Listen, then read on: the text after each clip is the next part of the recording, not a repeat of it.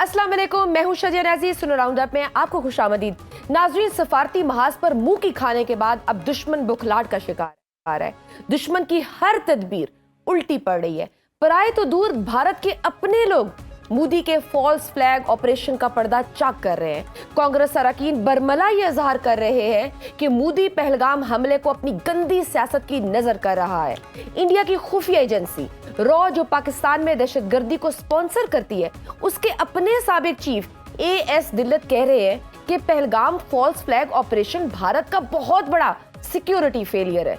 नाजरीन, बुखलाहट का शिकार अब घात लगाए बैठा है, क्योंकि भारत का हर कदम उसकी अपनी गले की हड्डी बनता जा रहा है। सिंतास मुआहदे पर भारत को आलमी सतह पर हजीमत का सामना करना पड़ रहा है। पाकिस्तान पहले दिन से पहलगाम हमले के सबूत मांग रहा है, लेकिन भारत सबूत फराम करने में नाकाम रहा है और इस वजह से भारत सफारती मैदान में भी तनाई का शिकार है। आलमी मीडिया मकबूजा कश्मीर जाकर ग्राउंड से पूरी दुनिया को आगाह करके मोदी के बयानिए की धज्जियां उड़ा रहा है। चाइना और तुर्की, दुनिया की दो बड़ी ताकतें, इस सूरत हाल में पाकिस्तान के साथ खड़ी हैं।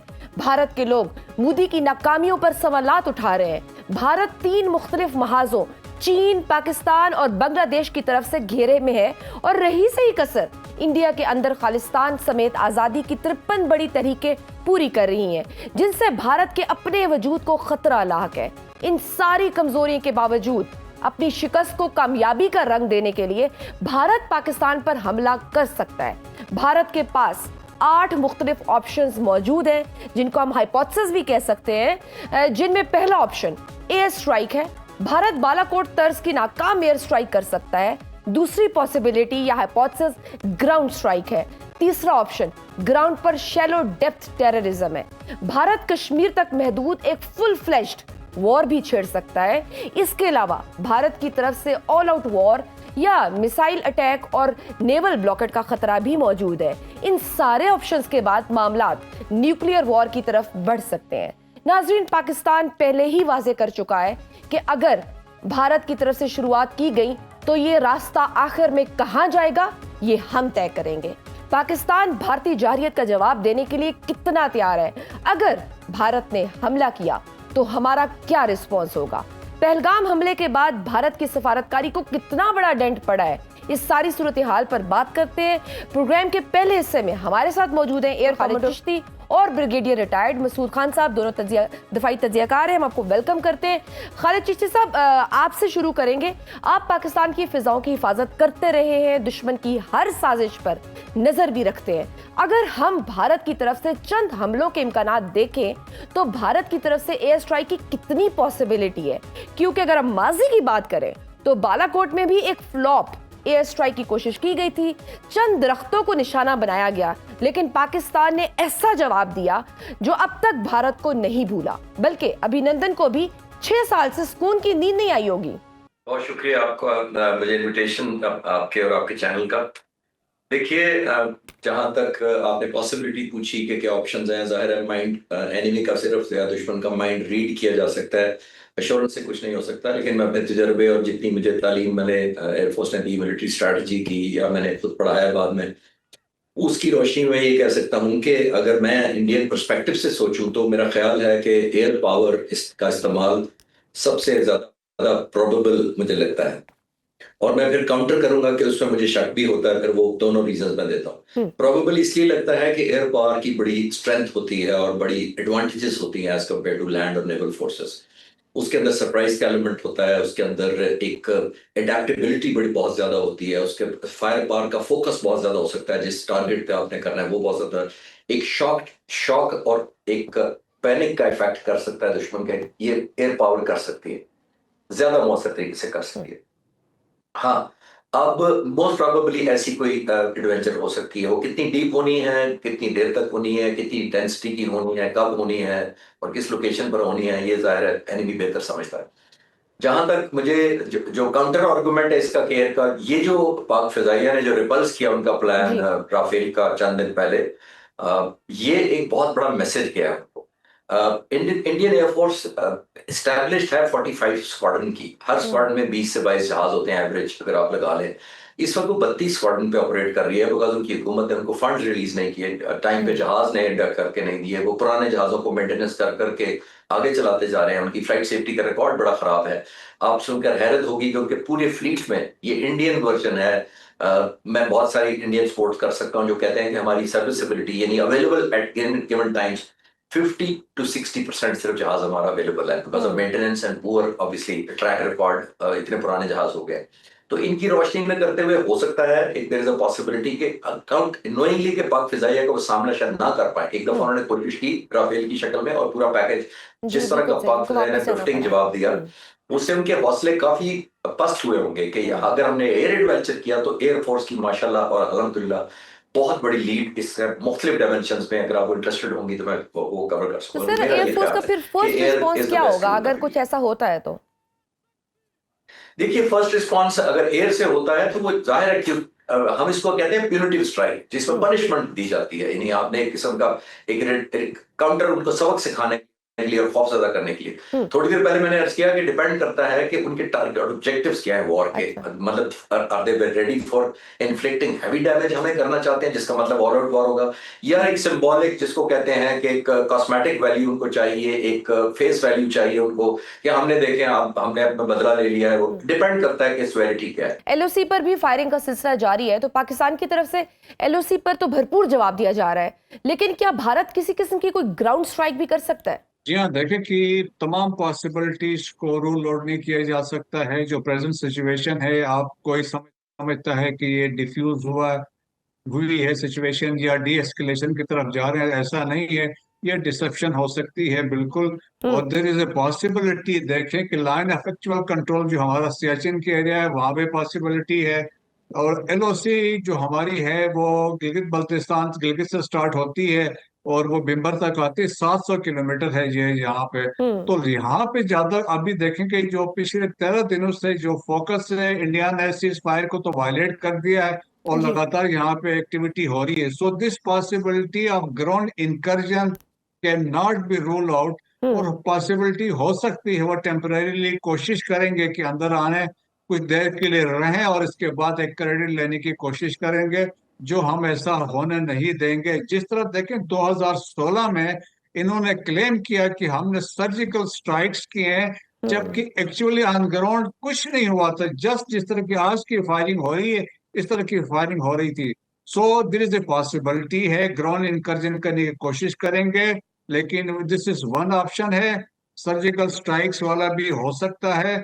और बाकी तो इसमें सर ये है अगर कि कौन से, कन्वेंशनल वार सर पे ये बताइएगा कि अगर कोई ग्राउंड स्ट्राइक होती है तो कौन से अहम इलाके हैं जहां पॉसिबिलिटी है ग्राउंड स्ट्राइक का खतरा मौजूद है, और पाकिस्तान कैसे रद्दअमल देगा?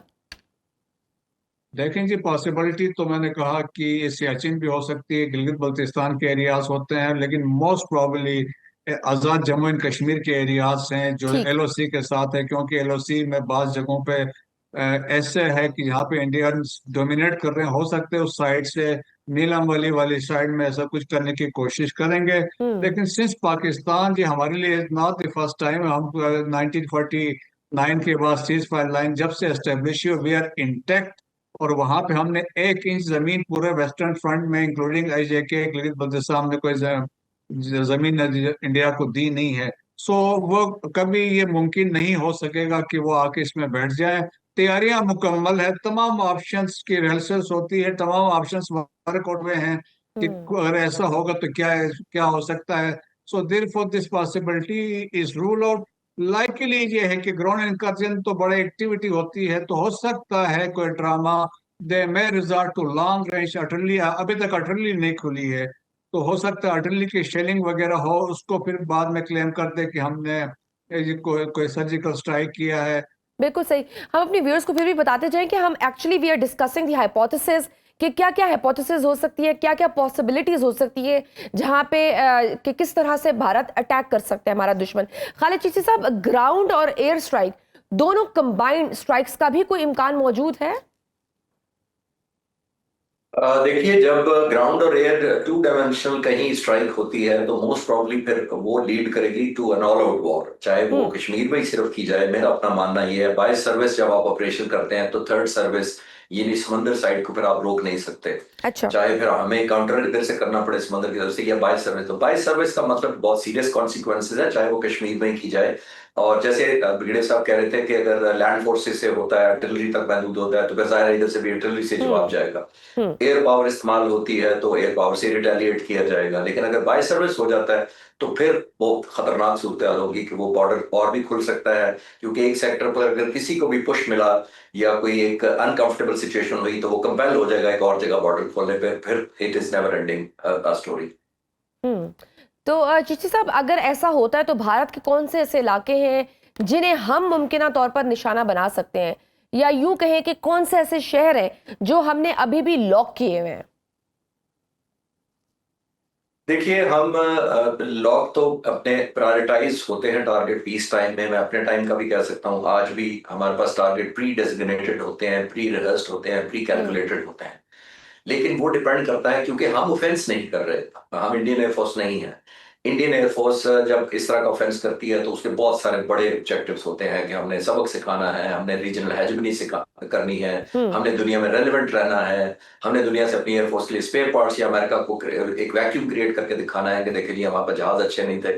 उनके हम्म। मकसद कुछ और हो सकते हैं। पाक फिजाइया ने डिफेंड जब करना होता है, लड़ना होता है, तो वो हम सिर्फ एक मुल्क की सॉवरेनिटी के लिए, अपने लोगों के मुस्तकबिल के लिए और अपने सर्वाइवल के लिए लड़ते हैं। तो हमने ये नहीं करना होता कि हम पहले से कर रखें टारगेट, हम इंस्टार्ट नहीं लेंगे। जहां तक दुश्मन का है कि अगर वो पेनिट्रेट करेंगे तो हमने इसको, हम मिलिट्री टर्म में कहते हैं लेडर ऑफ एस्केलेशन, हमने एक सीढ़ी सेट की हुई है कि अगर यहां पर आप आएंगे तो हम यहां पर जाएंगे। हम्म। और ये मैं श्योर कर सकता हूं आपको through my personal contacts and information कि पाक फिजाइया बहुत ऑफेंसिव मोड में है। हम्म। जब भी आप एयरफोर्स को आप डिफेंसिव यूज करते हैं तो वो नेचर के अगेंस्ट है, जो एयर पावर राइट। की अपनी है डायनामिक्स है। तो पाक फिजाइया बाय, और कोई भी air force by default offensive nature की होती है, क्योंकि वो थोड़े वक्त में मैक्सिमम रिजल्ट क्रिएट करती है, शॉक इफेक्ट क्रिएट करती है, सरप्राइज करती है, जैसे मैंने थोड़ी देर पहले कहा, और कंसंट्रेशन ऑफ फोर्सेस करती है। किसी जगह एक इम्पैक्ट आपने करना है तो एक बिल्डिंग तक वो एक इतनी प्रिसाइज होती है कि डीप इनसाइड 200-400 किलोमीटर जाके आपका कोई हेडक्वार्टर उड़ाना हो, तो वो फोकस करती है। हमने लेटर ऑफ एस्केलेशन तैयार की हुई है, वेल रिहर्स्ड होती है।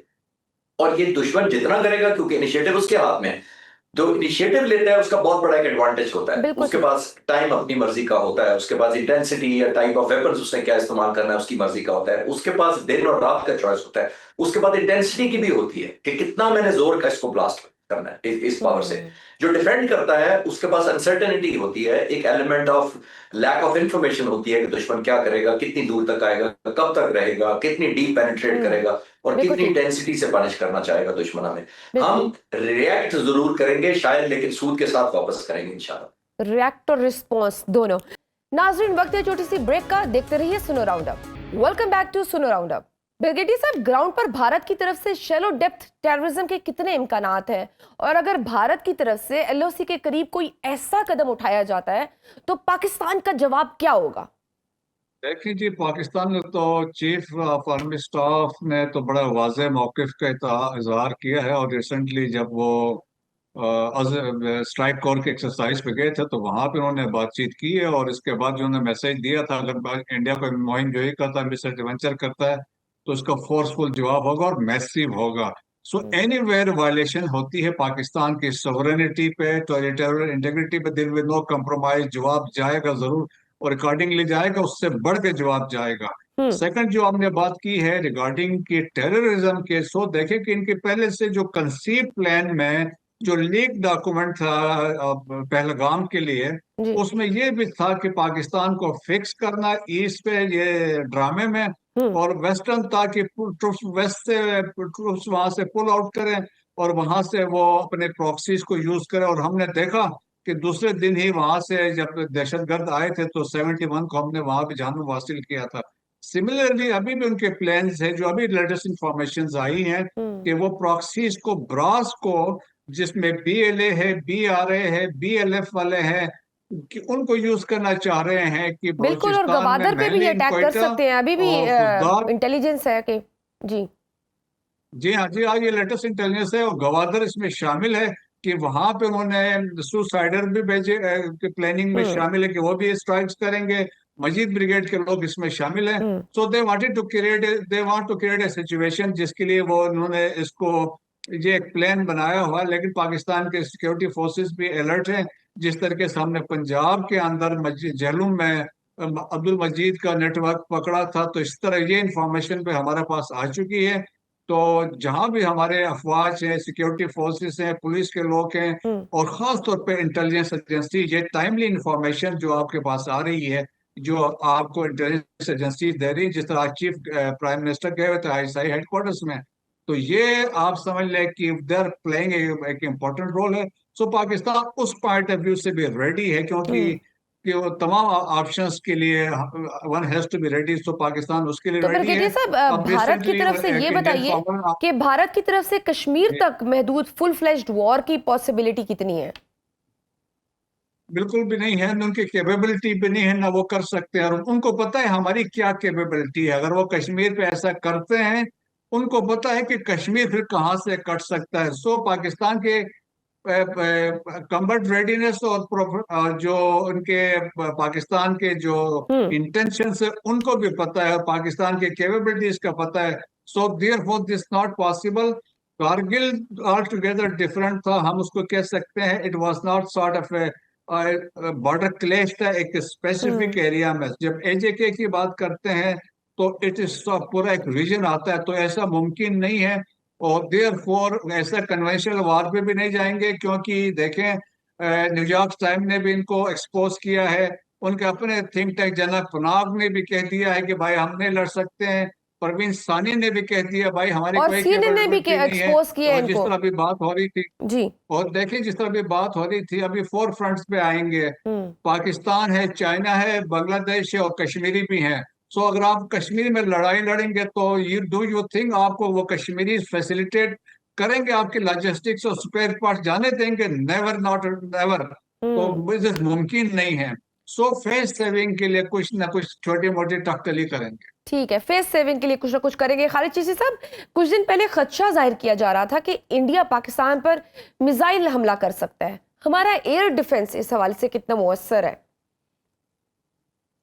ये बड़ा अच्छा सवाल है आपका। पाक फिजाइया की मैं पर्टिकुलरली बात करता हूँ, हम्म। और दूसरी सर्विसेज ने भी ये डिफरेंट किस्म के मिसाइल ड्राइव किए हैं। हमारा गैप था हिंदुस्तान के डिफरेंट वेपन्स के तहत, तो जिसको प्लग किया रिसेंटली, तकरीबन 8-9 महीने पहले पाक फिजाइया ने HQ-9B एक मिसाइल है, और बी का मतलब है लेटेस्ट वर्जन है।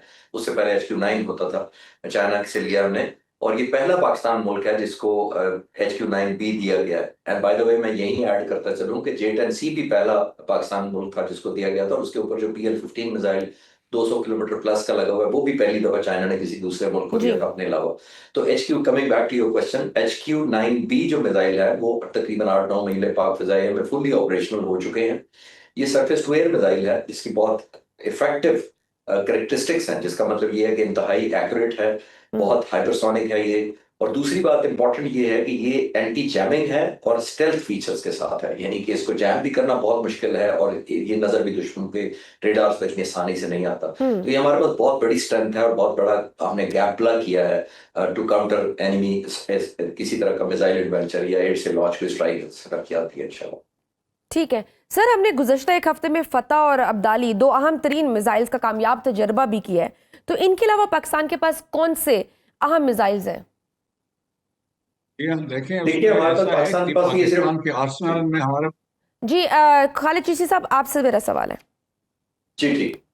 पाकिस्तान के आर्सेनल में और इंडिया से ज्यादा कवरेज हो चुकी है इस वक्त जो हमारे सरफेस टू एयर मिसाइल है। हम तो एक रिस्पॉन्सिबल स्टेट एक्ट करना चाहते हैं, क्योंकि वो मिसाइल भी किसी ऑफेंस के लिए नहीं बनाए, रिटेलिएशन, और जाहिर है हमने काउंटर तो करना है अपने बात। और वो ये दुश्मन उसी वक्त तक बात रहेगा जब उसको पता है कि मेरा भी हर शहर वेस्ट, तकरीबन ईस्ट से वेस्ट इंडिया तक हमला हो सकता है या अंडर टारगेट हो सकता है। तो हमारे पास सीरीज है। ये तो सिंबॉलिक एक दो मिसाइल लॉन्च किए गए हैं, उनकी रेंज, ये हमारी मैक्सिमम रेंज वाले नहीं है। ये तो हार्डली सर, ये दिल्ली तक फिर जा सकते मिसाइल्स हैं। वॉर लेकिन हमारे पास ऐसे एटॉमिक मिसाइल हैं वॉरहेड्स जो भी लेकर जा सकते हैं? जी जी, बहुत तकरीबन हर हमारा जो मिसाइल इस वक्त है वो न्यूक्लियर केपेबल भी है। अच्छा। लेकिन हैविंग सेड दैट, मैं ये कह रहा हूँ कि हम कोई वॉर मॉन्गरिंग नहीं चाहते। 1.4 बिलियन हिंदुस्तान की पॉपुलेशन है। मैं बिल्कुल नहीं ये कह रहा कि 1.4 बिलियन जो है वो जंग चाहते हैं। लाइकवाइज हमारी 24-25 करोड़ लोग नहीं चाहेंगे कि अभिनंदन का वाकया पाकिस्तान की मजबूरी दोबारा बन जाए, उस तरह का कोई काउंटर एक्शन करना तो हम चाहते नहीं है। Capability wise absolutely rest assured, आप इत्मीनान रखें, हमारी बहुत ज्यादा केपेबिलिटी है और यही एक रिटर्न करती है बाय द वे दुश्मन को, जब उसको ये पता लेकिन हो सब आप भी मेरा कुछ ऐड ऑन करना चाहेंगे इस पे, क्योंकि अभी तक जाके भारत को हर महाज पर मुंह की खानी पड़ी है। भारत अभी तक पहलगाम हमले के शवाहिद पेश नहीं कर सका। इस बुखलाहट की कैफियत में क्या भारत हर महाज से ऑल आउट वॉर भी छेड़ सकता है, जिस तरह से वो मीडिया पे वॉर मॉन्गरिंग कर रहा है? This is out of question. उनकी कैपेबिलिटी भी नहीं है। जिस तरह मैंने बताया, न्यूयॉर्क टाइम ने डिटेल स्टोरी कैरी की थी और उनके एक 2018 में इंडिया ने एक कमीशन बिठाया तो उन्होंने कहा एसेस करे इंडियन वार पोटेंशियल्स क्या हैं। तो उन्होंने ये बताया कि जी इंडिया के 68% जो इक्विपमेंट वेपन्स है they are vintage. Then they set कि 24% से गुजारा हो सकता है but they are not fit, और 8% उन्होंने कहा स्टेट ऑफ आर्ट है। तो यही जनाब पनाग ने भी कहा कि भाई एज हमारा कोई नहीं है और पाकिस्तान वो technologically they are superior as compare to us. Parveen Sani भी यही कह रहे हैं कि भाई की जो स्पेशली लेट्स नॉट फॉरगेट जो पाकिस्तान की अपनी कैपेबिलिटीज है, चाहे वेपन्स और इक्विपमेंट भी है या साइबर कैपेबिलिटीज है, स्पेशली उनके बकौल जो चाइना की सपोर्ट हासिल है। तो इन हालात में उन्होंने कहा हम किसी कन्वेंशनल वार के मुतहम्मिल हो ही नहीं सकते हैं। बिल्कुल सही, बिल्कुल सही। बहुत शुक्रिया air commodore Khalid brigadier Masood Khan, दोनों दफाई तजज़ियाकार हमारे साथ मौजूद थे। नाज़रीन, वक्त छोटी सी ब्रेक का, देखते रहिए Suno round up. Welcome back to Suno round up. Program के इस हिस्से में हमें ज्वाइन किया है जफर हलाली साहब, साबिक सफारतकार हैं और बैनुल अक़वामी अमूर के माहिर हैं। सर, हम आपको वेलकम करते हैं सुनो राउंड अप में। हलाली साहब, पाकिस्तान ने भारत को हर फोरम पर मुंह तोड़ जवाब दिया और भारत फिलहाल बैकफुट पर चला गया है। आपको अभी भी लगता है कि किसी भी तरह के हमले का खदशा मौजूद है? बीबी, मैं समझ नहीं सकता हूं कि आपको कैसे ये रियलाइजेशन, ये आप कह रही हैं भारत ने तो हर चीज कर दिया है जो उन्होंने कहा था। भारत ने तो हमारी पानी रोक दी है और कितना रोकी है वो भी मैं आपसे बताना चाहता हूं। किस दरिया की रोकी है वो भी मैं आप बता सकता हूं। और वो दूसरे दरियाओं पे काम कर लिए है। अब सलाल पे भी आएगी डैम जो होता है। ये कमाल कर रही हैं आप। उन्होंने हर चीज जो कहा है उन्होंने कर दिया है। अब हमारे का जवाब वो ठहरे हुए हैं। आप किस चीज के लिए ठहरे हुए हैं? आपने तो कहा था कि अगर आप पानी रोकेंगे तो we will consider that an act of war. तो उन्होंने 3 दिन हो गए हैं पानी रोक दिया है। सर, आप तो कह रहे हैं कि उन्होंने स्ट्राइक कर दी है, ऐलान जंग कर दिया है पानी को रोक कर, तो लेकिन सागदार साहब तो कहते हैं कि पाकिस्तान किसी सूरत पहला कदम नहीं उठाएगा। लेकिन जैसे सरहदों पर टेंशन बढ़ गई है, दरियाओं का पानी रोका जा रहा है, आपके ख्याल में ये हिकमत अमली दुरुस्त है या हमें स्ट्राइक फर्स्ट करना की तरफ जाना चाहिए, या आपके बकौल हमें रिस्पॉन्ड करना चाहिए?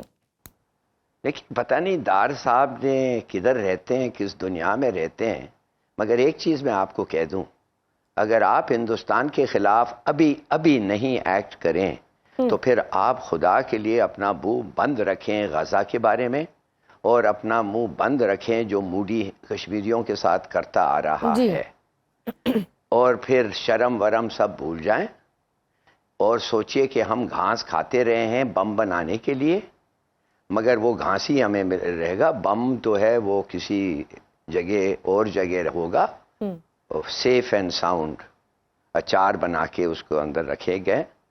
देखिए, माफ़ करिए, आप समझते हैं कि मैं एक मैड मैन हूँ कि मैं कह रहा हूँ कि न्यूक्लियर वॉर हो?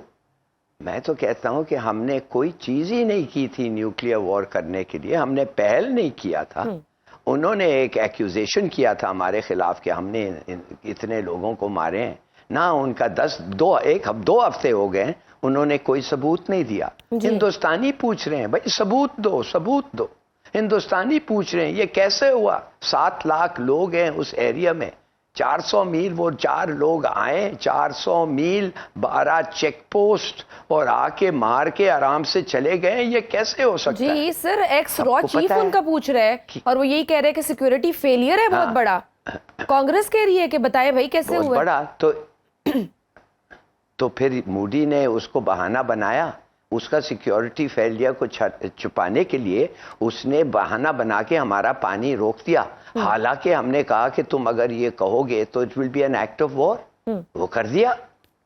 अब आपका काम है कि रिएक्ट करें, आप कुछ नहीं कर रहे। आप कह रहे हम नहीं करेंगे, आप पहल नहीं करेंगे। पहल तो कर दिया है ना भाई। बिल्कुल sir, Where are you मुतब्बिक living? और बल्कि वाज़ेह भी कर आपका चुके हैं। पानी हाँ जी, कि पानी रोका तो फिर जंग क्या होगी। कह रहे हैं ये डार साहब? जबकि ये हिंदुस्तान डार ने साहब अब फिर क्या तक कह रहे मकबूजा हैं? कश्मीर में 2 हाइड्रो प्रोजेक्ट्स पर काम शुरू कर दिया है। चिनाब का पानी भी रोका गया है। ठीक कह रही हैं बीबी, तो इसलिए मैं कह रहा हूं अभी तक तो हमें जंग में होना था उनके साथ। क्या बिल्कुल कर रहे सही। हैं हम? तो फिर अगर यही हमारी रिएक्शन है कि पहल करेंगे, उन्होंने सब पानी रोक देना, फिर आप क्या करेंगे? वैसे ही मर जाएंगे ना। बेहतर नहीं है लड़के मरो। बिल्कुल ठीक। तो लाल साहब, मैं तो वाटर मैं स्ट्राइक समझता सर्जिकल हूं स्ट्राइक कि- से तो ज्यादा खतरनाक होती है। तो भारत को भी इस बात का अंदाजा होगा। पाकिस्तान के पास क्या ऑप्शंस हैं? क्या हम भारतीय डैम्स को स्ट्राइक कर सकते हैं?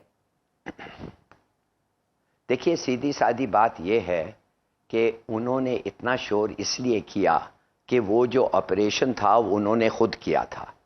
अब आप सोचिए 2 मिनट के लिए, जब हिंदुस्तान में ये रियलाइजेशन आ जाता है कि यार ये तो मूडी ने मरवाया है ये लोगों को इसलिए कि वोट हासिल करने के लिए, तो मूडी तो गया। तो मूडी जब चले जाएगा तो ही इज अ होमिसाइडल मेनियाक। वो उसके खिलाफ कितने केसेस आ सकते हैं? उसको तो, मूडी को तो he can not live without power. जैसे नेतन्याहू खुद एक जेनोसाइड के लिए उसका एक वारंट है। He can not live without power. और मुझे तो ऐसा लगता है कि ट्रंप जो है वो भी इन ड्यू कॉर्स पता चल जाएगा कि वो भी पावर के बारे में नहीं। तो देखिए, बात असल ये है कि आपके साथ उसने अपने आप को बचाने के लिए किया है। उसको कोई परवाह नहीं है कि जंग हो जाए, उसको कोई परवाह नहीं है कैसे हो जंग।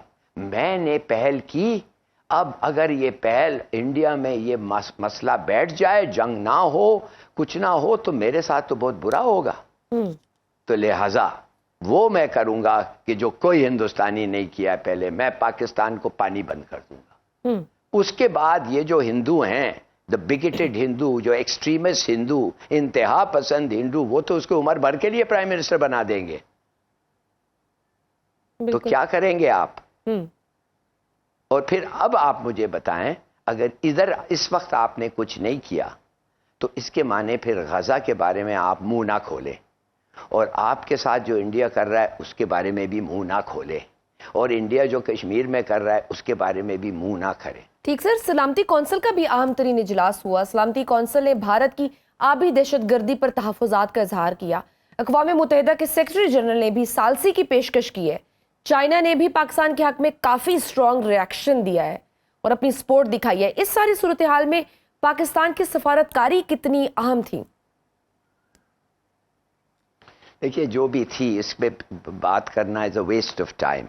हिंदुस्तान ने कर लिया है, उसने वो कदम कर दिया है, और इसके बाद अमेरिका ने कुछ नहीं कहा, बल्कि अमेरिका तो इंडिया और मैं समझता हूँ नेतन्याहू ये मिल के किए। देखिए, अमेरिका कब से हमें कह रहा है बम मत बनाओ, हमने बात नहीं सुना। उन्होंने भुट्टो को कहा we will make a horrible example out of you, उसको उन्होंने फांसी पे चढ़ा दी।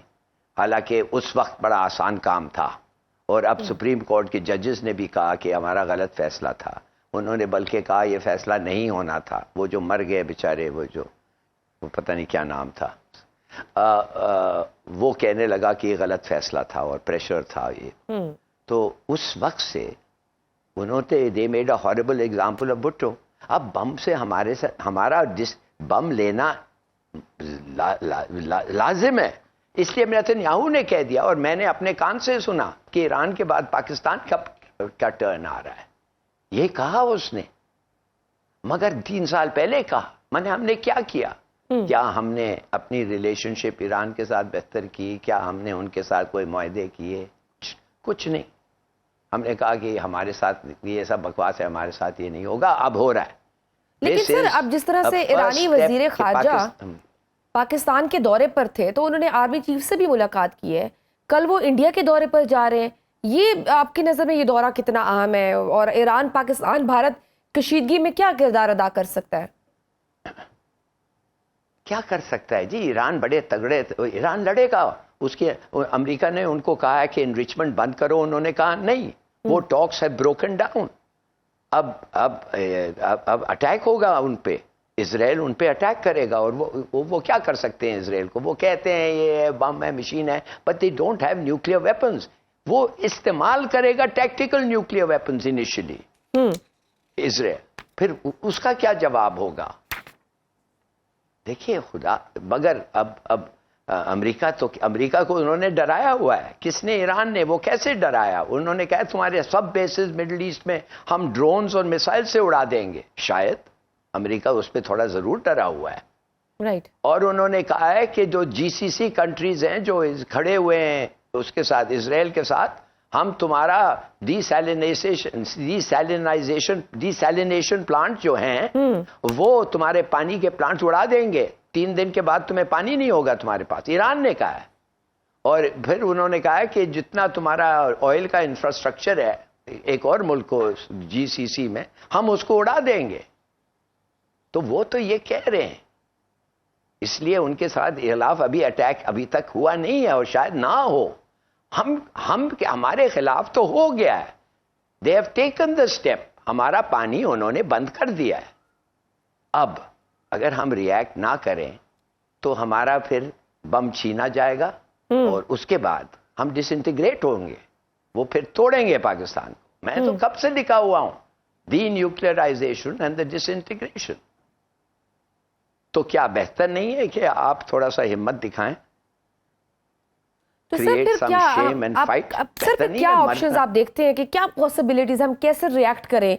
क्या मिसाइल स्ट्राइक करें? क्या हम न्यूक्लियर वॉर की तरफ जाएं, कन्वेंशनल वॉर की तरफ जाएं, स्ट्राइक्स करें? क्या आपकी नजर में क्या किस तरह से हमें रिएक्ट करने की जरूरत है? एक ही तरीका है जी, आपका फुल स्पेक्ट्रम जो आपने कहा है करेंगे।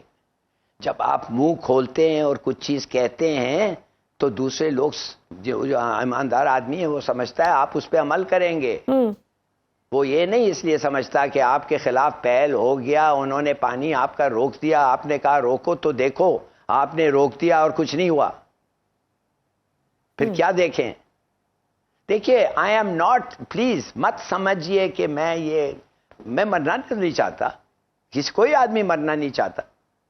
मगर जब आप सीधा रास्ता देखते हैं और आप देखते हैं कि ऐसा आप जी नहीं सकते, तो फिर आप लड़ते हैं सर्वाइवल के लिए। Because the other road is certain death. एक तो आप शर्म से मर जाएं और उसके बाद फिजिकल डेथ, या आप इंडिया के मर्सी पे जिए। जब वो चाहता है पानी देगा आपको, थोड़ा सा फसल उगा लें, नहीं तो वो मारेगा आपको। मतलब मामला नेगोशिएशन से नहीं तय होंगे, बल्कि हमें प्रॉपर्ली एक रिएक्शन देने की जरूरत है, रिस्पांस देने की जरूरत है अपनी सॉवरेनिटी के लिए। बताएं, जब हिंदुस्तान ने ये स्टेप, जब हिंदुस्तान ने ये स्टेप लिया पानी रोकने के लिए, आपका ख्याल है 1 मिनट के लिए कि अमेरिका को पहले नहीं बताया?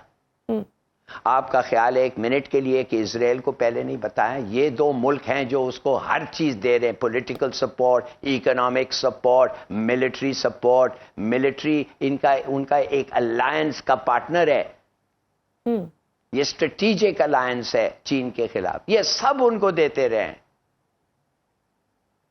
तो आप समझते हैं उनको कंसल्ट नहीं किया होगा? ऑफ कोर्स उनको कंसल्ट किया है, उनसे इजाजत ली है। तो लाई साहब, हमारे पास अब वाज़ेह सबूत भी मौजूद हैं कि भारत पाकिस्तान में दहशतगर्दी को स्पॉन्सर करता है। नई इंटेलिजेंस रिपोर्ट्स भी आई हैं कि भारत रॉ ने गवादर, क्वेटा और खुजदार में दहशतगर्दी का मंसूबा बनाया। आलमी सतह पर हमारा केस कितना मजबूत है और फैटफ में भारत के लिए कोई मुश्किल पैदा हो सकती है?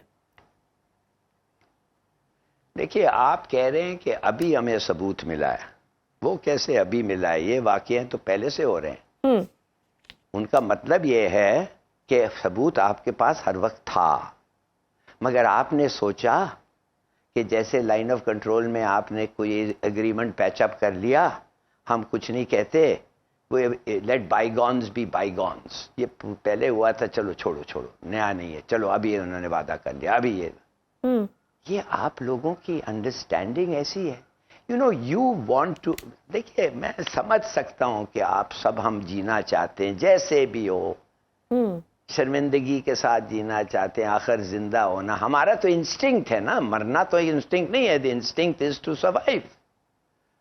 हमारे ये जो बेचारे गरीब हैं जो रोडों पे फिर रहे हैं, जो फसल माने वीट रोडों पे उठा के वो जो गिरता है फ्रॉम पासिंग ट्रक्स, ये खुदकुश तो नहीं कर रहे, खुदकुशी तो नहीं कर रहे हैं, हालांकि इट इज इनफ है, उनका क्या हालत होगा कुछ सालों में। तो देखिए बात असल ये है कि आपके पास एक you should have the way with all. अगर ये बहुत लोग हैं, बहुत अमीर लोग हैं, वो कहते हैं यार छोड़ो क्या है, हम इधर चले जाते हैं उधर चले जाते हैं, मगर ये मत समझिए कि आपके ऊपर इसका बोझ नहीं आएगा। You will be stopped, you will be stopped by your shame, by your own people, by the world ever again from raising your voice about Gaza। Sir हमें भी इन कॉन्सिक्वेंसेस का आगाही तो डेफिनेटली होगी, जिस तरह से सर अब इंडिया एशियन डेवलपमेंट बैंक और IMF को भी कह चुका है कि पाकिस्तान को फंड्स ना दिए जाएं, यानी लग यूं रहा है जैसे इंडिया ने हर पॉइंट हर एक नया महाज खड़ा कर दिए और वो आखिरी हद तक जा रहा है। तो हम सर कब हमें क्या आपको लगता है हमें ये रियलाइजेशन नहीं है? देखिए World Bank is an American controlled, इन सब UN इंस्टीट्यूशंस जब ये बने थे, जब ब्रेटन वुड्स कॉन्फ्रेंस में 48, 49 ये सब बने थे, 45 से बल्कि, America was the hyper power, America controlled them, America इनका सदर और इनका ये और उनका वो, जो अमेरिका चाहता था ये करते हैं, ये तो आप मानेंगे ना जी। तो ये जब अमेरिका ही उनके साइड पे है तो आप क्या समझते हैं वो नहीं करेंगे? वो जाहिर है वो गया है उसको बोलने के लिए, क्यों नहीं करेंगे? बिल्कुल सही। बहुत शुक्रिया साबिक सफारतकार बैनुल-अक़वामी के माहिर ज़फ़र अली साहब हमारे साथ मौजूद थे। नाज़रीन प्रोग्राम आपने देखा, आज के लिए बस इतना ही, मुझे दीजिए इजाज़त, अल्लाह हाफ़िज़।